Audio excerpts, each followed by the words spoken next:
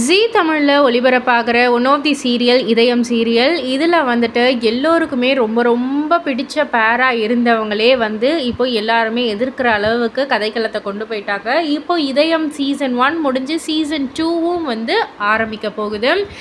ஆதி பாரதி, அதே ஆதி பாரதி வருவாங்கன்னு பார்த்தா பாரதி கேரக்டரில் இனிமேட்டு நான் நடிக்க மாட்டேன் அப்படின்ற மாதிரி ஜனனி அவர்கள் அவங்களுடைய சோஷியல் மீடியா பக்கத்தில் வந்துட்டு அஃபீஷியலாகவே வந்து ஒரு கிளாரிஃபிகேஷன் கொடுத்துட்டாங்க.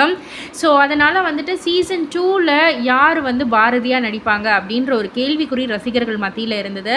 இப்போது யார் நடிக்க இருக்காங்க அப்படின்னு வந்து கேட்டிங்கன்னா, ஜீ தெலுங்கில் நிந்து நூரெல்லா சவாசம் அப்படின்ற ஒரு சீரியலில் பல்லவி கவுடா அப்படின்றவங்க தான் வந்து நடிச்சிட்டு இருந்தாங்க. ஸோ அவங்க தான் இனிமேட்டு ஜனனி நடித்த கதாபாத்திரத்தில் வந்து நடிக்க இருக்காங்க. அதாவது பாரதி கதாபாத்திரத்தில் நடிக்க இருக்காங்க. ஏற்கனவே வந்து ரிச்சார்ட், அதாவது நம்ம ஆதியா நடிக்கிறார் இல்லையா, அவரும் பல்லவியும் வந்து ஜீ தெலுங்கில் இந்த நிந்து நூரெல்லா சவாசம் சீரியலில் வந்து ஒன்றா பேராக நடிச்சுக்கிட்டு இருக்கிறவங்க தான். ஸோ அதனால் அவங்க 2 பேருக்கும் வந்து புதுசு கிடையாது. நம்ம தமிழ் ஆடியன்ஸ்க்கு வந்து இந்த ஒரு பேர் வந்து புதுசு அப்படின்னே வந்து சொல்லலாம். அண்ட் அவங்க கூட இணைந்து வேறு யாரெல்லாம் நடிக்கிறாங்க அப்படின்னு வந்து கேட்டிங்கன்னா, ஃபரீனா அவர்கள் நடிக்கிறாங்க. டக்குன்னு சொல்லணும்னா பாரதி கண்ணம்மா சீரியலில் வெண்பா கதாபாத்திரத்தில் நடித்தவங்க தான்.